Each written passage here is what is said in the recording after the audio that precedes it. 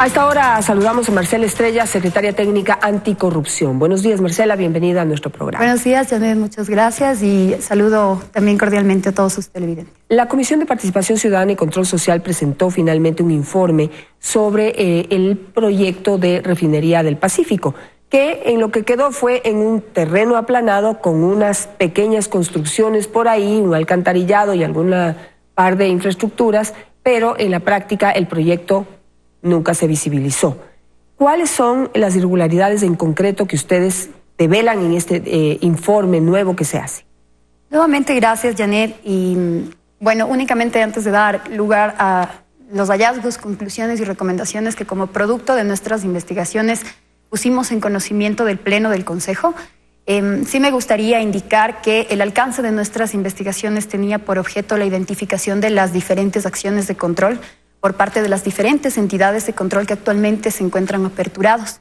A mí me gusta explicar que nuestras investigaciones vienen a ser una especie de diagnóstico respecto de todo lo que el Estado, por intermedio de sus instituciones, pudo o no fiscalizar en estas irregularidades. Una vez que ya tuvimos la información certificada de las instituciones que tuvieron que ver con la ejecución de este proyecto, lo que hicimos fue un análisis de cuáles podían ser las eventuales irregularidades que ratificamos, son de conocimiento público. Hay hallazgos que también hemos podido identificar, irregularidades en el manejo, por ejemplo, económico de la refinería del Pacífico ya como compañía. Ratificamos que puede existir un presunto abuso de recursos públicos, ratificamos que puede haber un eventual tráfico de influencias, evasiones tributarias. Ratificamos todas estas irregularidades que, si bien es cierto, ya han venido socializándose en medios públicos, no han podido llegar aún a instancias de judicialización. La intención del Consejo con estas investigaciones, porque no son solamente 2 casos, son aproximadamente 11 casos, Janet, es precisamente que como institución del Estado, como quinto poder, nosotros podamos intervenir directamente, aportando con los elementos que tenemos, producto del hallazgo de nuestras investigaciones, y exigiendo a todo nivel, sobre todo a lo que respecta a las acciones de Contraloría y Fiscalía, acciones pertinentes y efectivas.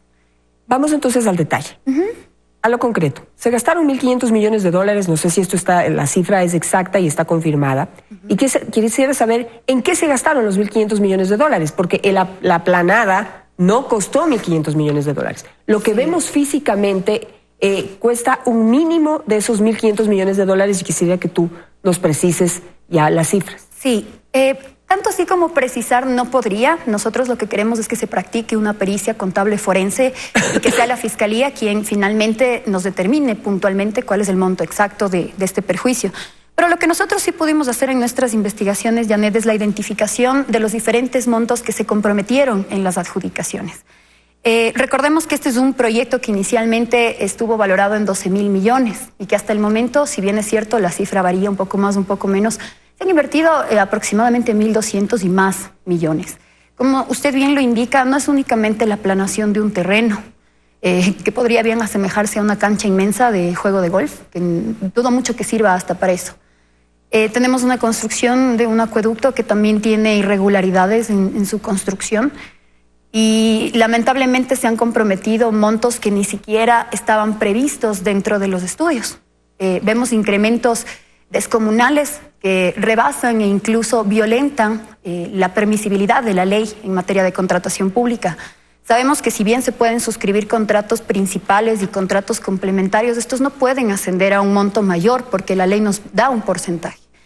En todas, absolutamente todas las adjudicaciones de este proyecto existe sobreprecio, existe un presunto sobreprecio que nosotros queremos que se determine. Hablamos de que, por ejemplo, se ha gastado aproximadamente 77 millones en la adquisición de licencias técnicas para un proyecto que ni siquiera existe. Entonces habrá que practicarse una pericia específica para determinar la, procedencia o no de haber adquirido estas licencias. Tenemos un aproximado de 389 millones pagados en consultorías, 542 millones en materia de construcción y fiscalización. Sabemos que las fiscalizaciones también son dudosas. Entre estas y otras empresas hemos señalado, lógicamente, a Worley Parsons. no solamente porque fue quien asistió técnicamente al tema de fiscalización y brindó un supuesto apoyo en materia de gestión del proyecto, pero son 205 millones que se destinaron a esta compañía y no existe una evidencia cierta de la fiscalización que pudo eventualmente realizar. Tenemos 222 millones invertidos en un acueducto que de la misma manera tiene irregularidades, un acueducto para una refinería que no existe. Y esto es un tema que lo ha venido ya denunciando la ciudadanía. Son temas que lamentablemente en un sistema tan oprimido como el que vinimos nosotros presenciando en los últimos años, no pudieron salir a la luz y mucho menos pudieron fiscalizarse y judicializarse. Yo no estoy de acuerdo con generar falsas expectativas a la ciudadanía y lo que a mí más me gustaría es poder decirle a usted que nos vamos a comprometer para traerle al expresidente y que rinda cuentas ante la justicia y que le dé la cara al país. ¿Cómo lograr eso? Toda vez que lo que se dice es que él no ha firmado nada. Él delegó y aquí Glass le da la cara a esto, le tiene que dar la cara a esto, pero ¿cómo se vincula al expresidente Correa como responsable o como parte responsable de este proyecto? En donde, en resumen, si ustedes han escuchado el detalle, de los 1.200 millones de dólares que se gastaron allí, un altísimo porcentaje, no quisiera precisar cuál, se fueron en estudios, en análisis, en contrataciones, para ver qué van a hacer, para ver qué van a decir, y una mínima parte hay infraestructura, que creo que no son más de 350 millones de dólares que se invirtió en ese acueducto y unas casitas por ahí. Pero en lo que más se gastaron es en estudios. En eso se fue la plata. Entonces, ahora, ¿cómo vinculamos al expresidente Correa aquí para que dé la cara por lo que aprobó? Y únicamente para acotar, Janet, no es que únicamente se invirtió en estudios, son estudios que no sirven. Son estudios que técnicamente no están respaldados, son estudios que tendrán que ser periciados y yo voy a ser muy insistente con las pericias de la Fiscalía, porque tenemos que determinar el verdadero perjuicio. Aquí se adjudicaron estudios que no sirven y producto de esto tenemos una cancha enorme. Para ver cómo vamos a vincular a Correa. Respecto de la participación o presunta participación y responsabilidad que podría tener el ex vicepresidente, nosotros pudimos constatar que él suscribió 6 decretos ejecutivos. ¿El presidente o el vicepresidente? No, fue el presidente de la República. El presidente Rafael Correa, el expresidente de la República, Vicente Rafael. Él suscribió 6 decretos ejecutivos. Y eso lógicamente tendrá que periciarse, son de conocimiento público y nosotros presumimos que él eventualmente pudo crear condiciones jurídico-económicas para beneficiar a la compañía SK en la adjudicación de contratos. Lamentablemente se declaró una emergencia y un estado de excepción que no estaban tampoco técnicamente justificados ni respaldados. Entonces, si bien es cierto, no pudo él figurar quizá en las adjudicaciones directas, pero nosotros estamos planteando sobre la mesa del debate la posibilidad de que haya existido un sistema para poder adjudicar irregularmente contrataciones que beneficiaban a pocas personas y lógicamente ocasionaron el perjuicio de toda una nación, de todo un estado, perdón. Queremos que la Fiscalía investigue la participación y el grado de responsabilidad que puede tener el ex vicepresidente y el Contralor también, porque hemos solicitado la vinculación de estos dos personeros, digamos, asimismo de también el ex vicepresidente Jorge Glass, porque resulta un poco, digamos, utópico pensar que únicamente el vicepresidente como encargado de sectores estratégicos y demás fue el único que pudo propiciar el escenario perfecto para estas adjudicaciones. Tuvo el respaldo de los decretos ejecutivos y más que nada también estamos conscientes, y eso queremos que verifique también la Fiscalía, de la presencia del ex vicepresidente como testigo de honor en la suscripción de algunos contratos. Del expresidente Rafael Correa.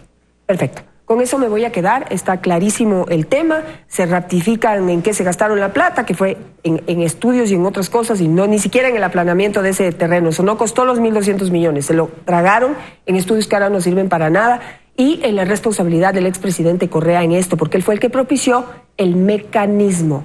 Véase el mecanismo en Netflix, si me está escuchando, véase la serie El Mecanismo en Netflix, y va a poder entender qué es lo que está ocurriendo aquí, porque es una mecánica de robarle al Estado a través de empresas, justicia y funcionarios públicos que se confabulan para poder robarle al Estado, para poder robarle en este caso al Ecuador. Lo mismo hicieron en Brasil, lo mismo han hecho en Bolivia, lo mismo han hecho en Argentina, es decir, es un mecanismo. Es una modalidad, es correcto. Muchas gracias, Marcela. Vamos a estar pendientes de lo que suceda con esa denuncia. Es tiempo de nuevo corte. Al regresar estará Vicente Albornoz con su segmento Economía para Todos.